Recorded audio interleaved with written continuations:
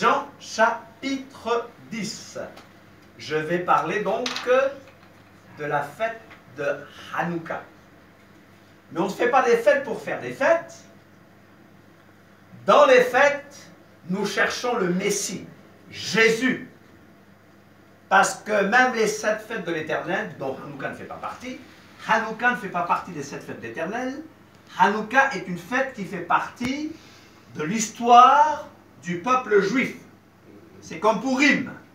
Hanouka ne fait pas partie des 7 fêtes de l'Éternel. Donc dans un certain sens, ce n'est pas une fête biblique, mais ce n'est pas une fête anti-biblique. Mais qu'est-ce que Dieu nous enseigne par cette fête? Alors, ouvrez vos Bibles dans Jean 10, au verset 22. Jean l'apôtre nous dit: or, la fête de la dédicace se célébrait à Jérusalem. Or, dans le second, là j'ai Darby je crois, et la traduction seconde dit: on célébrait à Jérusalem la fête de la dédicace. Alors le mot dédicace, remplacez-le tout simplement par Hanouka. Parce que c'est Hanouka qu'on célébrait à Jérusalem. C'était l'hiver, donc la même époque qu'aujourd'hui. On célébrait à Yerushalayim la fête de Hanouka. Et j'aimerais que tu dises que Hanouka veut dire dédicace. Hanouka veut dire dédicace. Consécration. Consécration. Restauration. Restauration. Alléluia. Alléluia. Hanouka veut dire restauration. Donc, qu'est-ce qui se passe? C'était l'hiver. Et qu'est-ce que Jésus faisait dans le temple? Le verset suivant va nous dire ceci, au verset 23. Qu'est-ce que Yeshua faisait dans le temple?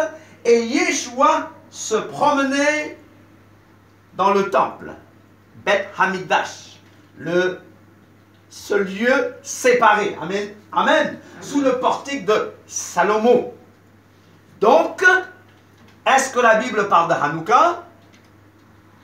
Oui. Oui. La dédicace. La dédicace. Hanouka, traduit par dédicace en français. Mais qu'est-ce que nous pouvons apprendre? Vous allez dire, ce n'est pas un passage biblique. Je ne peux pas fonder une doctrine, une fête sur un passage biblique. Mais je rappelle que ça fait partie de l'histoire du peuple juif. Et si je continue le passage, les Juifs donc l'environnèrent. Les Juifs environnèrent Yeshua et lui dirent: jusque à quand tiens-tu notre âme en suspens? Si toi tu es le Messie, dis-le-nous franchement. Yeshua leur répondit: je vous l'ai dit et vous ne croyez pas. Je vous l'ai dit et vous ne croyez pas. Es-tu le Messie? Dis-le-nous. Quand on parle de Hanouka, qui est aussi la fête des Lumières, nous voyons Jésus qui est la lumière du monde. Et Jésus avait bien dit: je suis la lumière du monde. Celui qui me suit ne marchera point dans les ténèbres. Hanouka chasse les ténèbres. Mais celui qui chasse les ténèbres, c'est bien Yeshua HaMashiach, Yeshua le Messie. Es-tu vraiment le Messie? Dis-le-nous. Je vous l'ai dit et vous ne croyez pas. Où est Jésus dans Hanouka? Qu'est-ce que Jésus fait là dans ce temple? Il n'est pas dans le temple, hein, parce que personne ne pouvait rentrer dans le temple si ce n'est le grand prêtre une fois par année, et les prêtres qui rentraient dans la partie antérieure. Et vous savez, mais on parle du temple comme le lieu où on pouvait s'approcher du temple. Vous voyez ce que je veux dire?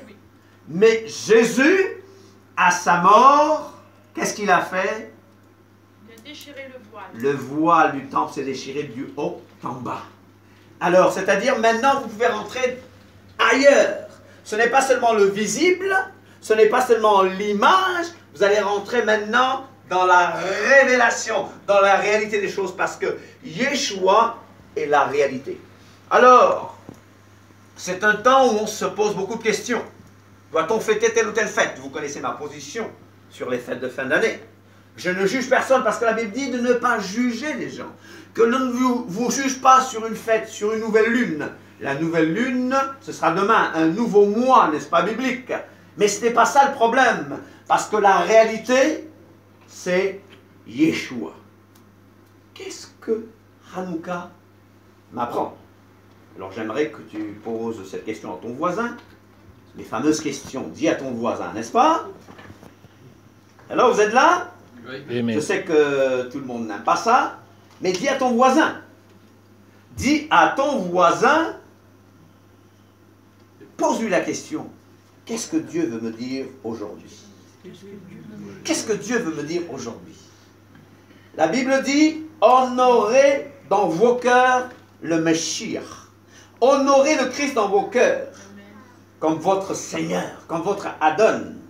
Soyez toujours prêts à vous défendre face à tous ceux qui vous demandent de justifier l'espérance qui est en vous.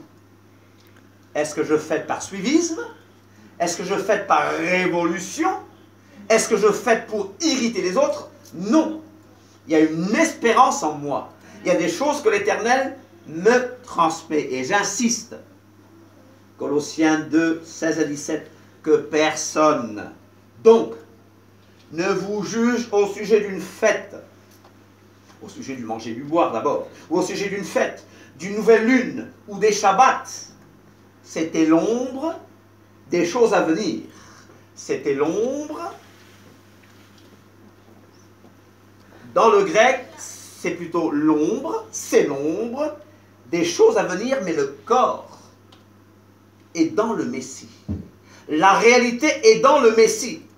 Si tu fais des fêtes pour faire des fêtes, ben tu passes à côté. Mais est-ce que tu vas voir ce que le Messie t'enseigne par telle ou telle fête? Parce que chaque fête de l'Éternel, ou les autres fêtes de l'histoire juive, sont des fêtes qui nous enseignent, qui nous disent quelque chose sur Dieu, sur sa grandeur, sur sa nature, sur son caractère. Pourquoi est-ce que nous fêtons cette fête de l'Éternel? Je l'ai expliqué souvent. Mais chers amis, j'aimerais insister. Je dis, Hanouka, c'est la fête de la dédicace, la fête des Lumières.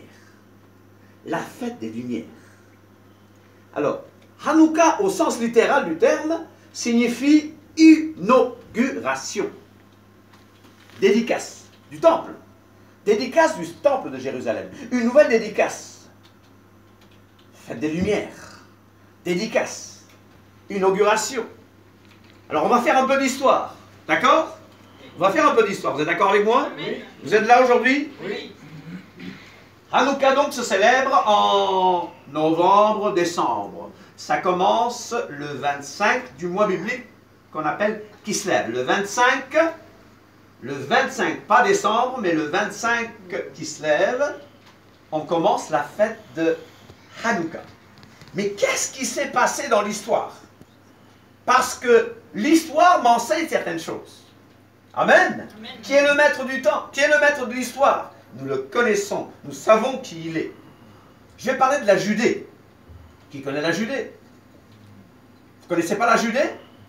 Vous n'avez jamais été, mais vous avez beaucoup entendu parler de la Judée, n'est-ce pas? Amen. Judée, et toi Bethléem, terre de Juda, etc., etc. Judée, la Judée, qui est sous occupation. Pas israélienne, mais sous occupation d'autres peuples. Mais la Judée, c'est le lieu de formation du peuple juif, parce que juif vient de judéen, n'est-ce pas? Judée, Samarie. Alors, on va parler un peu de la Judée. Au deuxième siècle avant notre ère, au deuxième siècle avant Jésus-Christ, la Judée était sous la domination du royaume helléniste, royaume grec, de Syrie. Et il y avait une dynastie qu'on appelait la dynastie des Séleucides. Vous êtes là? La dynastie des Séleucides qui régnait sur la Judée. Alors, le roi qui était là à ce moment-là s'appelait roi Antiochos IV. Antiochos IV. Les Juifs l'appellent Épimane le fou. Les Juifs l'appellent Épimane le fou. Antiochos IV était le roi qui régnait. Amen. Amen. Il était sur le trône depuis 175 ans avant notre ère. C'était un tyran. Hello. Un autre roi, tyran. Dans la Bible, nous connaissons des méchants rois. Hérode. Nous connaissons d'autres méchants rois. Pharaon. Vous êtes là avec moi? Amen. Alors, la Bible, avec ses 66 livres, ne parle pas de cette histoire. Mais nos amis catholiques dans les éditions catholiques de la Bible ont 2 livres qu'on appelle les Maccabées. Premier Maccabée, deuxième Maccabée, qui parlent de l'histoire de Hanouka. D'accord? Pour nous, ce ne sont pas des livres canoniques. Pour nous, ce ne sont pas des livres inspirés par Dieu, mais c'est des livres qui peuvent nous aider à comprendre l'histoire. D'accord? Alors, nos amis catholiques ont ajouté ces livres à la Bible parce que certaines de ces doctrines ou pratiques justifiaient leurs pratiques. Mais nous croyons que les 66 livres, je ne vais pas revenir là-dessus, que nous connaissons, sont des livres inspirés par Dieu. Il y a combien de livres dans les Écritures hébraïques? 39 livres et 27 livres dans les Écritures ou les écrits apostoliques. Amen, ce qu'on appelle Nouveau Testament. Et 39 livres qu'on appelle Ancien Testament de manière erronée. Parce que pour nous, c'est l'Écriture. Alléluia. Toute la Bible est l'Écriture. De Timothée 3,16 nous dit clairement, toute Écriture est inspirée de Dieu. Toute l'Écriture est inspirée de Dieu.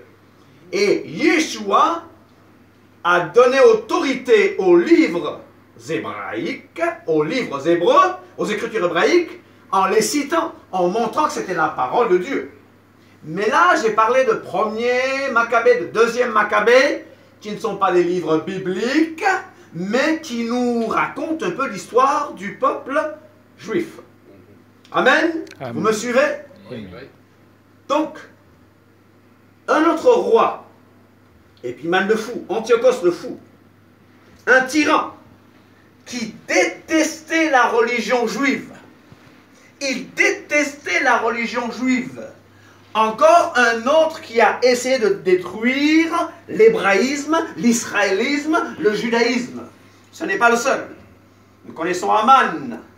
Nous connaissons Hitler, qui a essayé de détruire les Juifs. Hitler a essayé de détruire Israël, a essayé de détruire les Juifs, parce qu'il savait qu'en détruisant les Juifs, il allait détruire l'Église, l'épouse du Messie. C'est nous qu'il visait, n'est-ce pas? Pas seulement les Juifs. Il était mauvais envers les Juifs, mais il voulait détruire cette foi au Dieu unique. Vous comprenez cela? Oui. Hello? Oh, Hello? oui. Elle est là. Amalek, Haman, Hitler, des gens qui ont toujours essayé de détruire le judaïsme. Mais pourquoi est-ce qu'on cherche à détruire le judaïsme? Mais c'est parce qu'il y a quelque chose dedans. Le judaïsme biblique, c'est le judaïsme que Jésus a enseigné. Ça veut dire, ça c'est l'évangile, oui, la Bessora Tova, c'est ça l'évangile. Avec le Dieu d'Abraham, le Dieu d'Isaac, le Dieu de Jacob, le Dieu d'Abraham qui envoie son fils unique, Yeshua, pour mourir sur ce poteau de supplice. Les Juifs n'aiment pas le mot croix, n'est-ce pas? Pour nous, c'est autre chose. Mais un poteau de supplice, il est venu, il est mort, il a versé son sang. Mais voilà quelqu'un qui essaie de détruire cette religion, je dis entre guillemets, religion juive.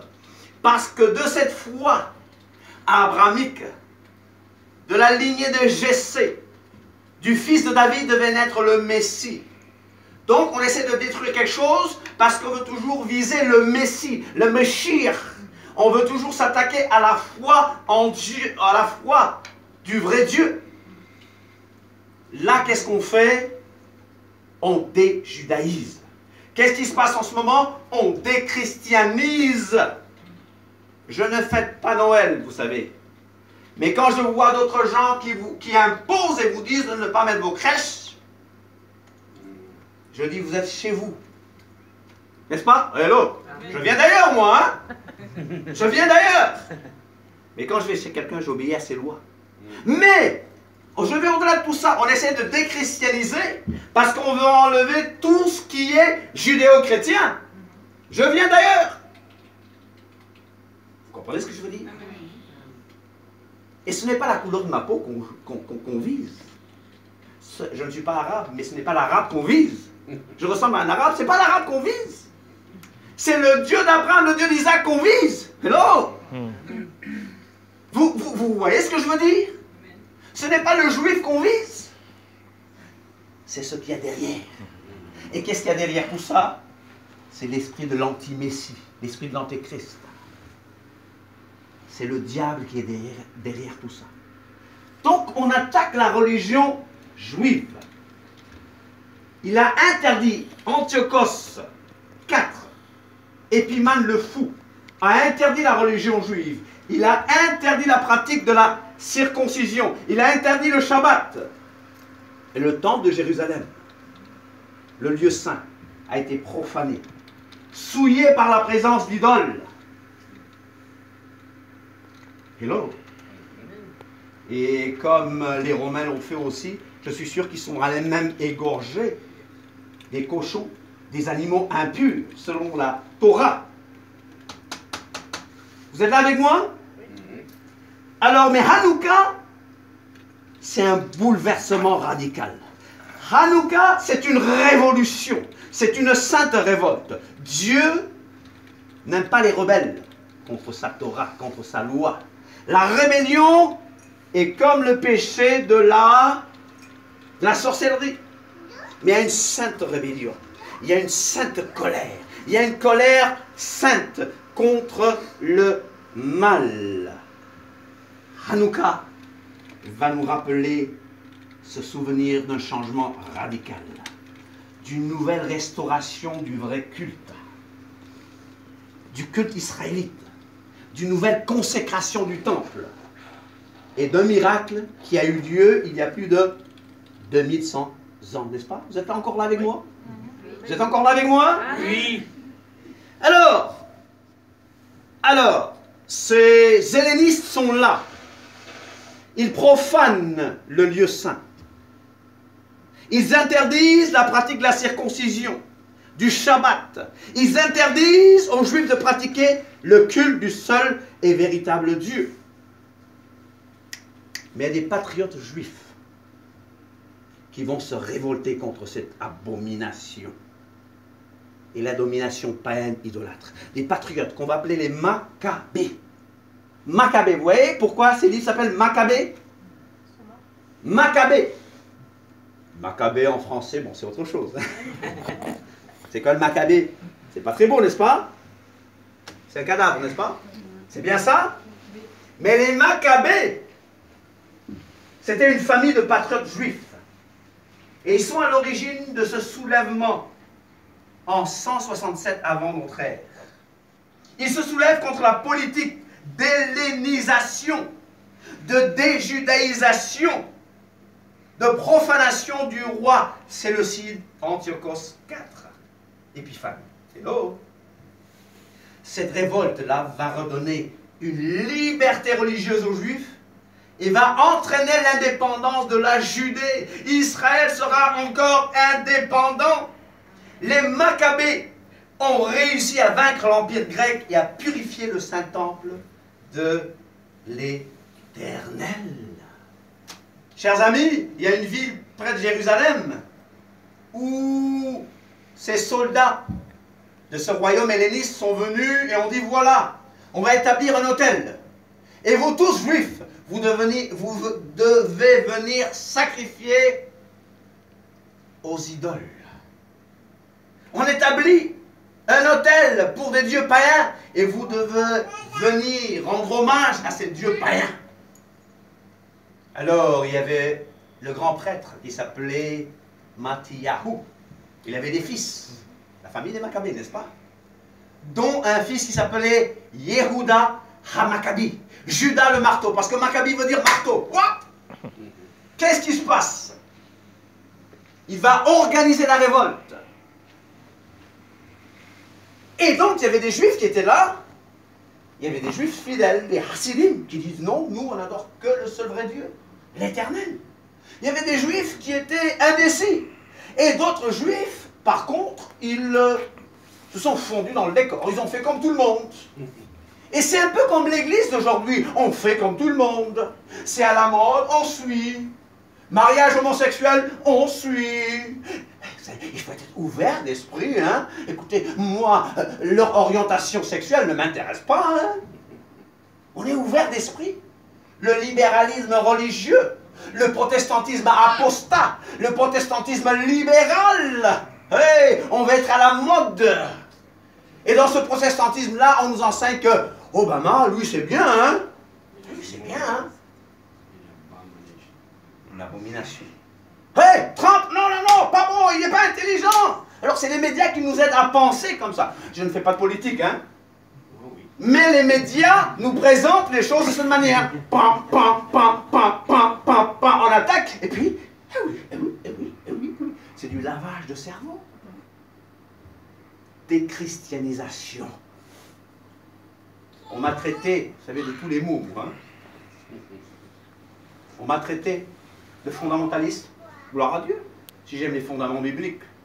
D'extrémiste, d'intégriste.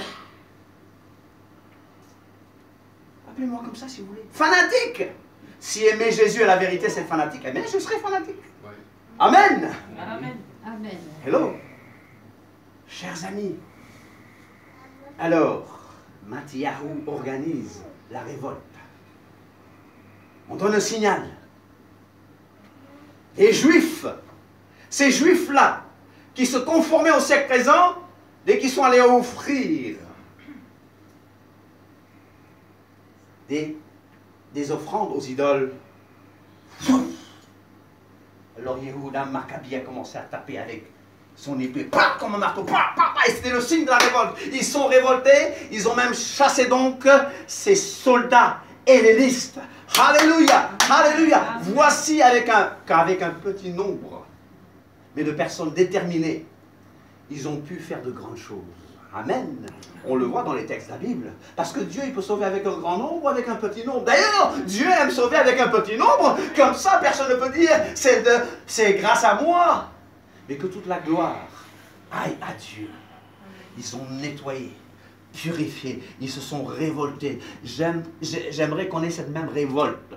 Et je ne parle pas de cette révolte comme un manque de soumission aux autorités.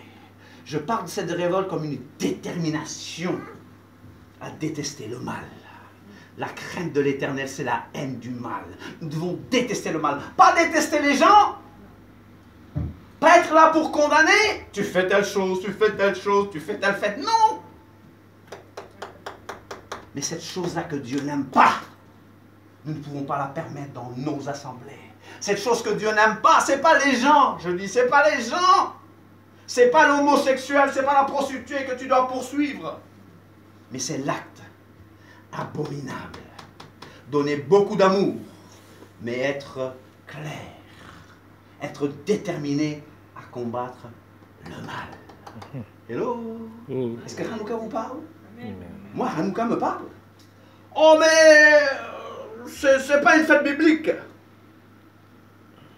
Chers amis, Hanouka tombe donc le 25 du mois biblique de Kislev. De Kislev, je l'ai dit. Kislev, c'est le 9e mois du calendrier biblique. Une partie tombe en décembre, cette année par exemple. Les Maccabées donc ont commencé leur œuvre de purification du temple de Jérusalem. En déclarant l'indépendance de la Judée, ils ont eu accès au temple. Hello, ça me rappelle 1967, où la ville était encore partagée. Hello. L'autre ville, la partie de l'autre ville de Jérusalem était contrôlée par la Jordanie. Et la Jordanie, l'Égypte, la Syrie, n'ont jamais voulu d'un État palestinien, vous le savez. Ils voulaient ça pour eux. Et quand ils contrôlaient cette partie-là, il y avait peut-être que les musulmans qui y avaient accès. Mais les juifs et les chrétiens n'avaient plus accès à ces lieux-là qui sont importants de l'histoire de la judéo-chrétienté. Maintenant avec Israël, tout le monde a accès, tout le monde peut venir. Moi, j'ai été au mur. Les lamentations, au mur occidental, au Kotel. Tu peux avoir accès. Parce qu'il y a une grande ouverture. Il y a une vraie démocratie en Israël. Hello. Chers amis, la vérité est la vérité. Je suis là avec vous. Les Maccabées ont commencé leur œuvre de purification du temple de Jérusalem. Et je connais quelqu'un, je connais un prophète, Élie, qui a rétabli l'autel de l'Éternel qui avait été renversé par le faux culte, par les Baals, par les prophètes de Baal. Et j'aimerais que tu dises à ton voisin, nous aussi nous devons restaurer l'autel de l'Éternel qui a été renversé. Il y a beaucoup de fausses doctrines. Vous savez pourquoi les gens aiment aller à certains endroits? Parce qu'on leur dit. Ils aiment certaines assemblées parce que les prédicateurs leur disent ce qu'ils veulent entendre. Ils ne veulent pas aller là où on leur dit la vérité. Eh, cher pasteur, les gens n'aiment pas aller là où on leur dit la vérité. Mais ils aiment aller là où on les caresse dans le sens du poil. Ils aiment aller là où ils peuvent faire ce qu'ils veulent, où ils peuvent manipuler les autres, où ils peuvent manipuler les prédicateurs. Et les prédicateurs, parce qu'ils tiennent à leur modèle économique, parce qu'ils tiennent à leur dîmes et offrandes, disent aux gens tout simplement ce qu'ils veulent entendre. Hello? Il n'y a pas d'amen là? Non, il ne fallait pas dire amen. C'est vrai. Là, ce n'est pas un bon amen. Mais amen, vous le direz quand? Quand je vous dirai, prenons position pour rétablir le véritable culte. La chrétienté, vous savez quelle est la plus grande religion du monde, vous savez? Et vous savez quelle est la religion qui avance le plus vite? C'est les chrétiens évangéliques. Amen. Vous le savez? Amen, amen, amen. Plus que les témoins de Jéhovah, plus que l'islam, c'est démontré. Amen. Mais combien de gens fidèles, combien de gens ont un esprit réellement prophétique? Parce que le prophétique, c'est pas dire aux gens, eh ben tu seras riche, eh ben tu auras ceci, demain ira mieux. Mais le prophétique, c'est dire, ainsi parle l'Éternel. Telle chose est péché. Le prophétique, c'est dire que le Seigneur revient soudainement, pour ne pas dire bientôt. Préparez-vous. L'épouse doit se préparer. L'épouse, parce que l'Église est une épouse juive, elle doit être préparée par le bain du mikvé, par le bain de la parole de Dieu, purifiée pour recevoir Yeshua HaMashiach. Parce que Dieu a tellement aimé le monde qu'il a donné son Fils unique. Mais Dieu a cherché aussi à donner une épouse à son Fils. Et cette épouse-là doit être sans rides et sans tache. Et ce n'est pas avec ces messages qu'on voit sur YouTube et à la télévision que l'Église sera sans rides et sans tache. Hello? J'ai des messages durs. J'ai demandé à certains endroits qu'on connaît bien. Est-ce que vous pouvez les passer? Non. Non, on ne les passera pas parce qu'on n'est pas là pour diviser. Pourtant, je ne disais que la vérité. Hello? Es-tu prêt à dire, je veux rétablir l'autel de Dieu? Ah, pas seul, avec le Saint-Esprit, bien sûr. Je veux participer à la restauration de l'autel de Dieu qui a été renversé. Élie a pris position, oui, il a fui dans le désert parce qu'il s'est senti seul. Mais Dieu lui a dit à 7000 qui n'ont pas plié le genou devant. Nous ne sommes pas seuls! Nous ne sommes pas seuls! Non, jamais tout seul! Merci pour le cantique qu'on a chanté ce matin. J'aime ces cantiques-là parce que vous voyez que les auteurs avaient une expérience avec l'Éternel, avec le Seigneur. Merci pour ces cantiques. Non, jamais tout seul. Non, jamais tout seul. Comme un fleuve qui coule. Constante est sa pente, n'est-ce pas? La paix, tu n'es pas seul. Si tu es prophétique, il y a la solitude du prophète. On peut se sentir seul. Quelquefois, on s'isole. Quelquefois, on reste seul. J'ai besoin de prier seul. Mais je ne suis pas seul.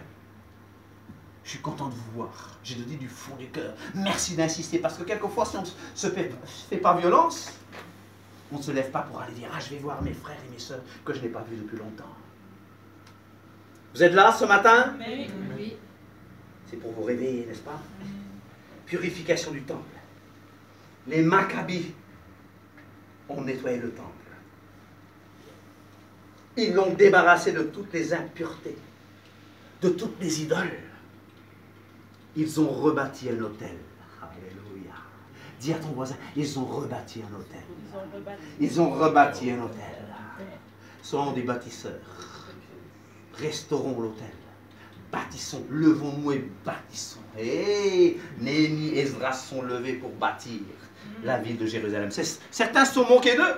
Je ne vais pas dire leur nom. Mais ils ont dit à cela, ben, vous n'aurez pas de part. Vous n'aurez même pas de mémoire à Jérusalem. Et cette œuvre de restauration, cette œuvre de nettoyage, s'est terminée le 25 du mois de Kislev. 25 du mois de Kislev. 165. En l'année 165 avant notre ère. Le temple a donc été totalement purifié. Là, on peut dire Amen. Amen. Le temple a été totalement purifié. Ils ont alors consacré à nouveau le temple à cette date. Nous travaillons petit à petit pour une restauration du vrai culte au sein de la chrétienté. Qui suis-je? Je viens d'Afrique. Y a-t-il quelque chose de bon qui vient d'Afrique? Oui, je vous dis, il y a des bonnes choses qui viennent d'Afrique. Peut-être que moi, si je ne suis pas bon pour vous, mais Dieu m'a choisi et il vous a choisi pour la restauration du vrai culte. Hanouka, c'est se débarrasser du paganisme. Hanouka, c'est faire face à ces gens qui déjudaïsent, qui déchristianisent la société pour leur dire ce lieu est un lieu de tradition judéo-chrétienne, judéo-messianique. Voilà, si la grande masse ne connaît plus Dieu, à toi de te lever pour leur parler de Yeshua HaMashiach. À toi de te lever pour leur parler du Dieu unique, le Dieu d'Abraham, le Dieu d'Isaac, le Dieu de Jacob. À toi de te lever, à toi de prendre position. Qui suis-je? Mais moi je connais ce Dieu-là qui a jeté les yeux sur la bassesse de sa servante. Il a choisi une vierge, insignifiante, mais qui a dit, je suis la servante du Seigneur. Amen. S'il a choisi Marie, il peut te choisir. S'il a choisi Abraham, il peut te choisir. S'il a choisi Jean-Baptiste, il peut te choisir. S'il a choisi Ésaïe, qui a dit, me voici Seigneur, envoie-moi. S'il a choisi Jérémie, oh, je ne sais pas parler. S'il a choisi Moïse, hey, il peut te choisir. Là où tu travailles. Là dans ton petit coin. Là, ici à WAM, avec cet ASBL. Il vous a choisi pour être la lumière. Parce que Hanouka, faites de la lumière. Hello, chers amis. Hello. Jésus est la lumière du monde. Et vous êtes la lumière du monde. Et j'aimerais que tu dises, comme Ésaïe a dit, me voici, envoie-moi. Alors ces Maccabées ont consacré de nouveau le temple à cette date.